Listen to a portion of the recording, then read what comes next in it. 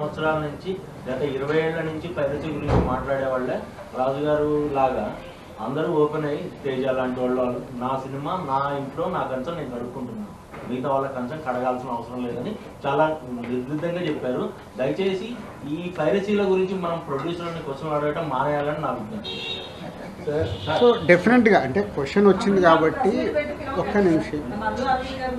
ఒక్క నిమిషం అంటే ఎఫ్డిసి ద్వారా హైదరాబాద్లో బేస్ కాబట్టి ఏం చేద్దాం అనేది కొంచెం నేను లీడ్ తీసుకుంటున్నాను. అంటే ఏ ప్రొడ్యూసర్ కూడా నన్ను ఇంకా ఎఫ్డిసికి వచ్చి ఈ క్వశ్చన్ సరే ఏం చేద్దామని అడగల.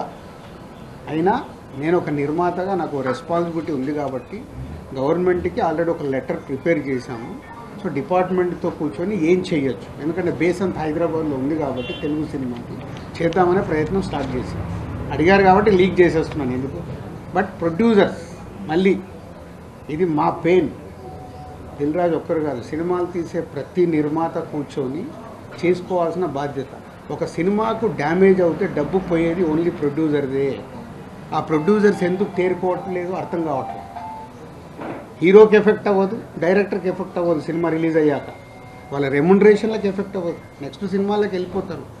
డ్యామేజ్ జరుగుతుంది ఓన్లీ ప్రొడ్యూసర్. కానీ ఆ ప్రొడ్యూసర్లు ఎందుకు మేలుకోరు అర్థం కాదు. వాళ్ళు కదా, వాళ్ళ డబ్బు కదా, వచ్చి కూర్చొని ఏం చేద్దాము. అండర్ ప్రొడక్షన్లో ఉన్న ప్రతి ఒక్కళ్ళు రియలైజ్ అవ్వాలిగా. గేమ్ చేంజర్కి హెచ్డీ ప్రింట్ వచ్చింది, తండేల్కి హెచ్డీ ప్రింట్ వచ్చింది, రేపు మీ సినిమాలకు రాదా?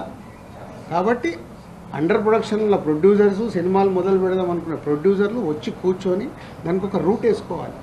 లేకుంటే రేపు కుండకి అలాగో చిల్లులు పడ్డాయి, ఆ చిల్లులకి వెళ్ళి రేపు వాళ్ళకు అది ఎఫెక్టే. ఎఫ్డీసీకి వెళ్ళి ఆల్రెడీ లీడ్ చేశాము. ఈ ప్రెస్ మీట్ ద్వారా ఆ నిర్మాతలకు అర్థమైతే వాళ్ళు ముందుకు వస్తే అందరం కూర్చొని వర్కౌట్ చేస్తాం. Thanks for your question.